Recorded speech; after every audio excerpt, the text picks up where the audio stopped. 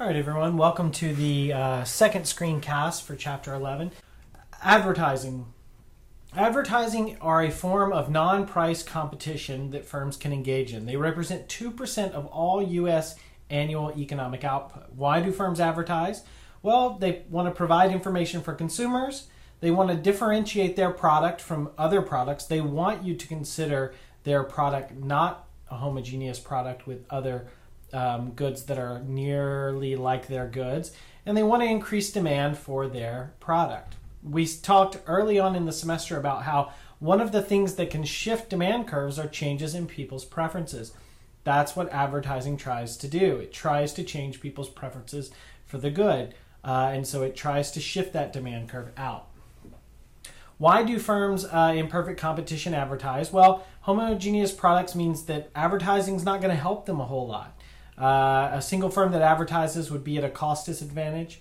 However, the industry as a whole could benefit from advertising. So an example might be beef, milk, orange juice. So in these markets, if you notice the advertising for these markets, it's usually done by groups of dairies or groups of beef producers or groups of orange juice producers. They usually pool their resources together to advertise because they are competing against milk is competing against orange juice more than maybe one orange juice against another type of orange juice. What about in monopolistic competition? Well, advertising is widespread and it could be very beneficial to individual firms so that they can differentiate their products from one another. Remember, for monopolistic competition, product differentiation is a really big deal. It can increase demand for a single firm's product over another firm's product. So examples might be fast food restaurants or clothing stores. All right.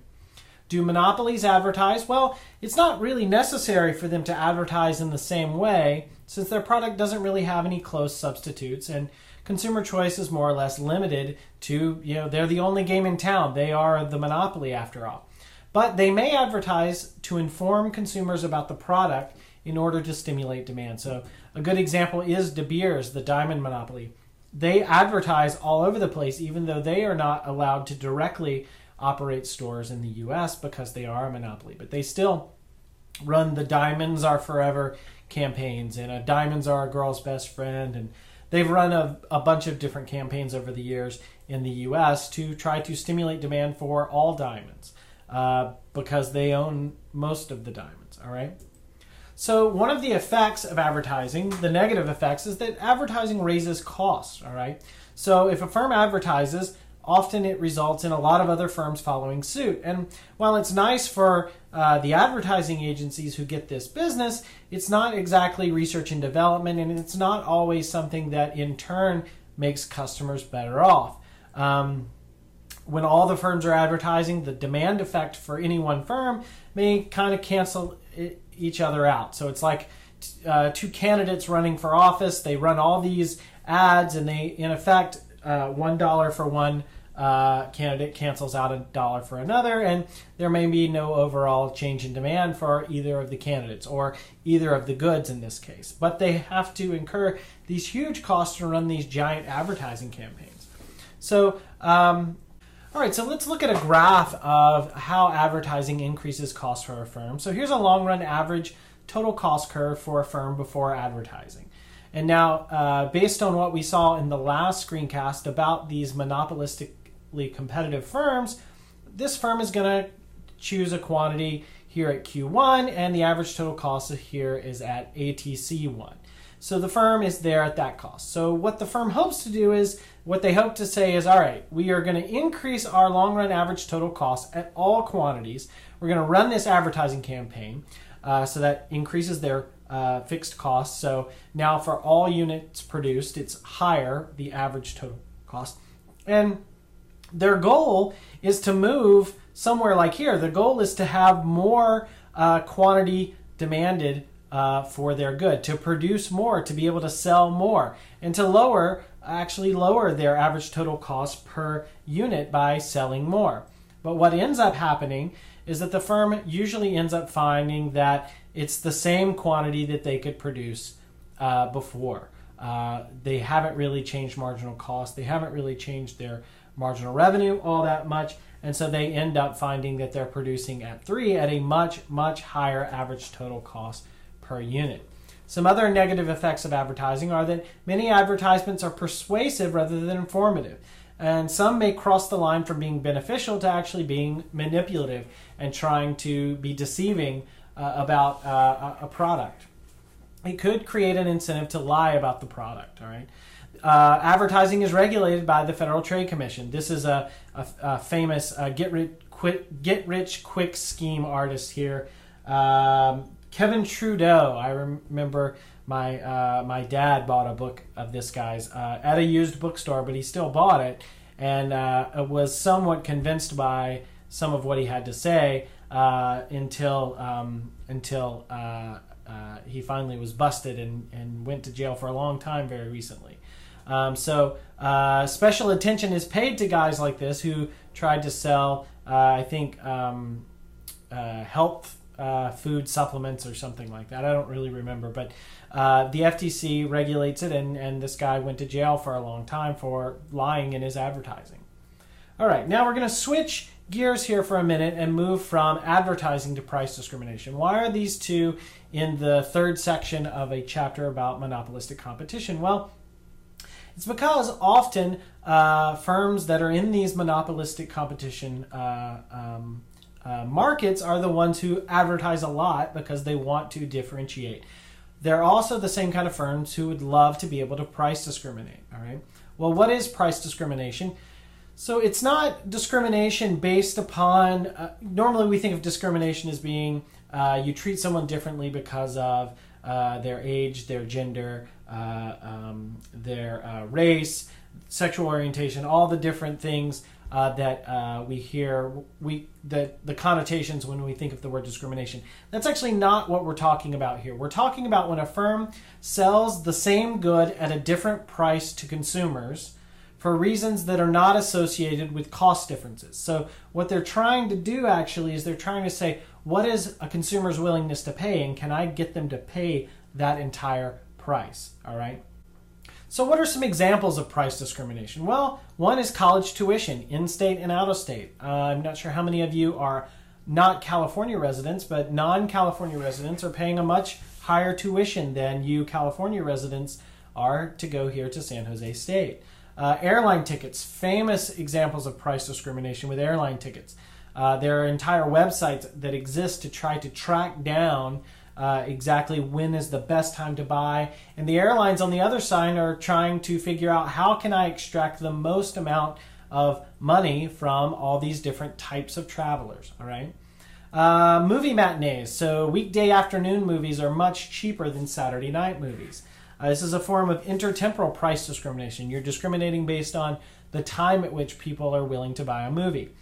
The other thing could be selected discounts. A lot of you get student discounts here around town by showing your San Jose State ID. Senior citizens get discounts, military discounts, employee discounts. These are all ways in which firms are trying to charge people with different willingness to pay different prices so that they can extract the most amount of money out of those folks. All right. So here graphically, let me kind of walk you through what price discrimination looks like on a basic demand curve. So on the left here, we're going to have a company we're calling Flat Earth Air. So Flat Earth Air charges one price to all the customers that want to fly on its airline. They don't price discriminate at all. All right. On the right, we're going to have a company called Discriminating Flyers. What they're going to try to do is they're going to try to offer maybe three prices. So maybe you offer a high price to people who want to travel only on the weekends, people who want to travel home at the end of a week to be with their families. You charge different prices to different consumers, right? Usually vacation travelers are more price sensitive than business travelers. So you're trying to figure out a way to schedule your flights and what people pay according to that preference. So here's the demand curve for Flat Earth Air. They face a marginal cost of $100 per seat on their airplane that they sell. And so they're going to set, look, where does marginal revenue equal marginal cost? and they are going to set the quantity there at 100, and then they are going to go up to the demand curve and read off what price can we charge if we want to sell 100 units. All right, so they make a profit here of $20,000.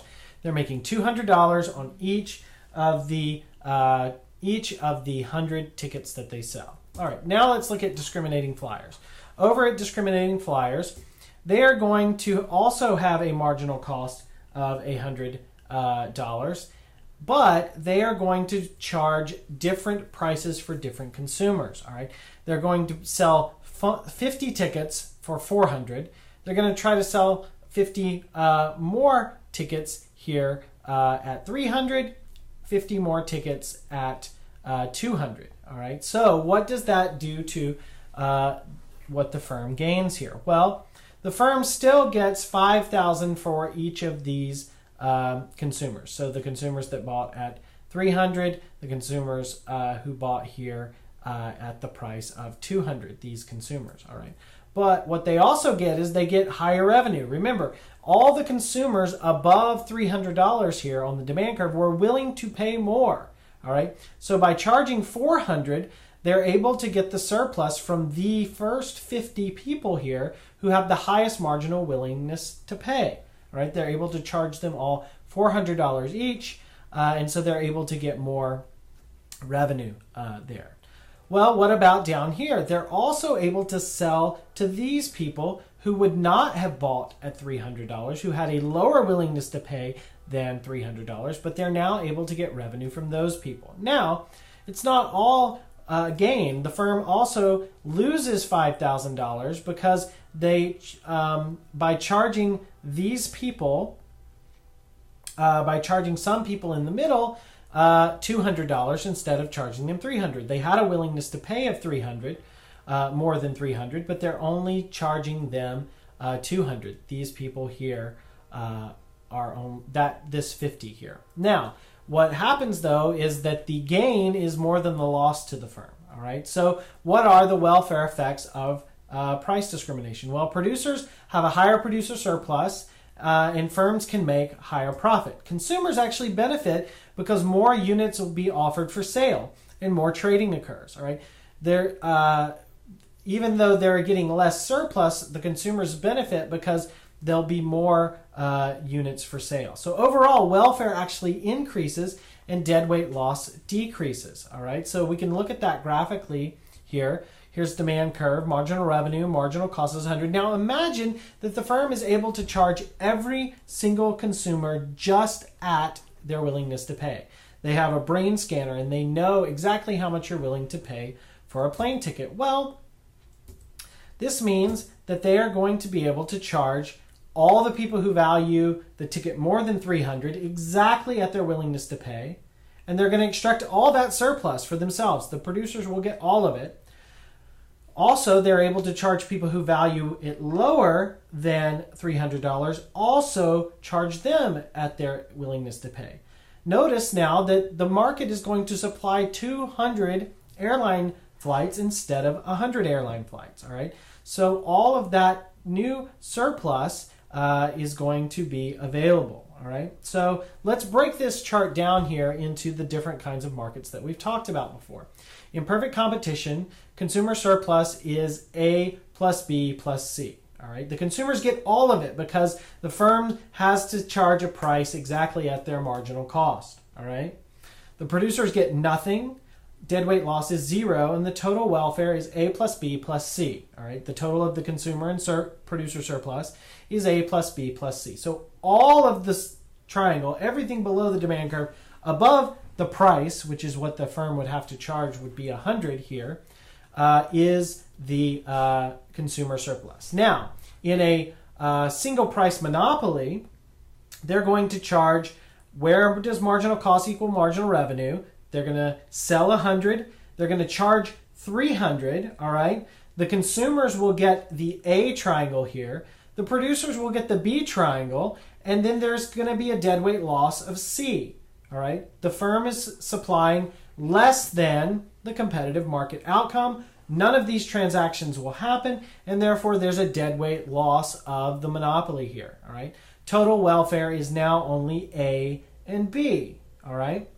In the perfect price discrimination case of maybe a monopolistic competition market, notice that the consumer surplus is 0.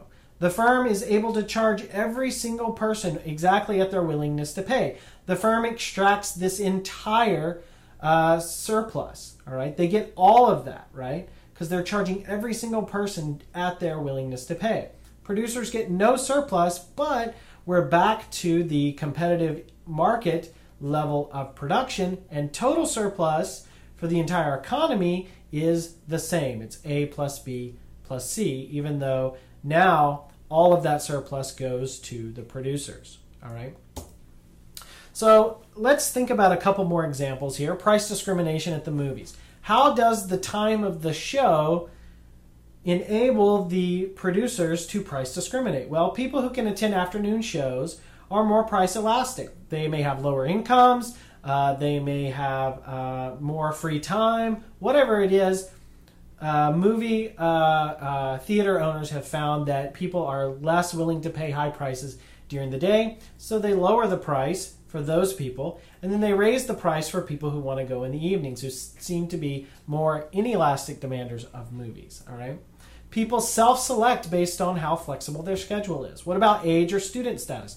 Children, students, and seniors get discounts, all right? But everybody sees the same movie at the movie theater, all right?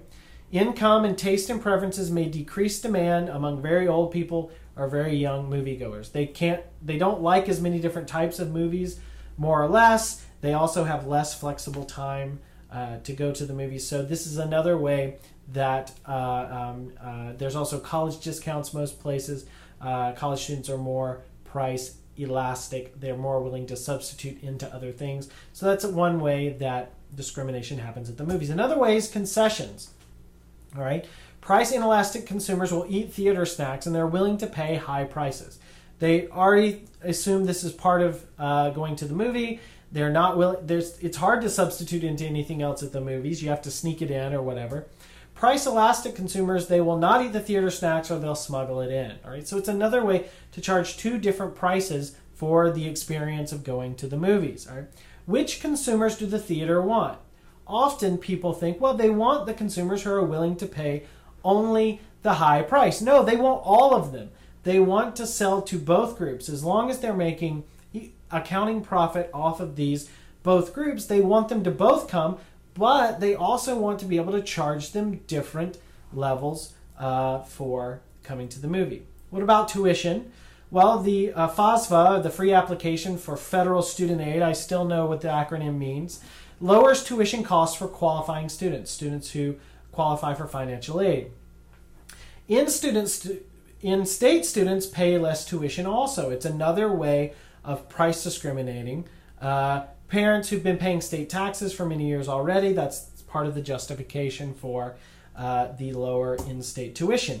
Out-of-state tuitions pay much more because they're probably more inelastic. If they're leaving their home state to come to college in a different state, it probably means they have more inelastic demand for that state the school in the other state. All right.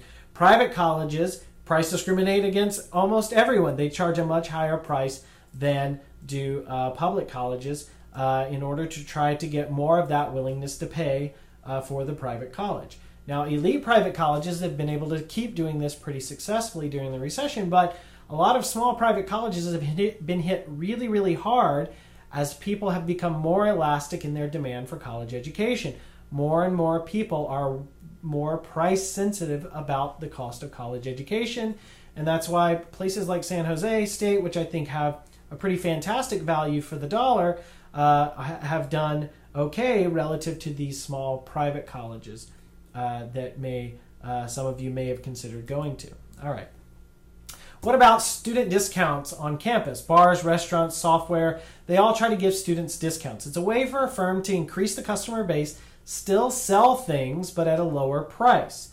Non-student consumers are charged more. All right. Students have lower income and much more price elastic. They're much more sensitive to price than are other people. They also may be able to spend their time to find discounts, whereas a business person or someone else may not be willing to spend that same time to seek out the best deal on drinks or on happy hour or whatever it is. All right. So what's the conclusion for this chapter? Well, price discrimination helps us see how many markets function, since instances of perfect competition are pretty rare. All right. Price discrimination has a general rule: charge a higher price to inelastic people, charge a lower price to elastic people. All right. The more inelastic you are, the more you are going to bear higher prices if firms can discriminate between high willingness to pay and low willingness to pay groups. One of the results of price discrimination is actually it increases social welfare. But in increasing social welfare and decreasing deadweight loss, all that surplus goes to the producers rather than to the consumers, right? But we're not in a perfectly competitive world by definition when we're in the world of monopolistic competition. So if you're already in that world, letting firms price discriminate, or if they have the technical ability to do it, actually is a benefit to consumers and to producers. So that's the end of Screencast 2 on Section 3 of Chapter 11, and I will see you next time.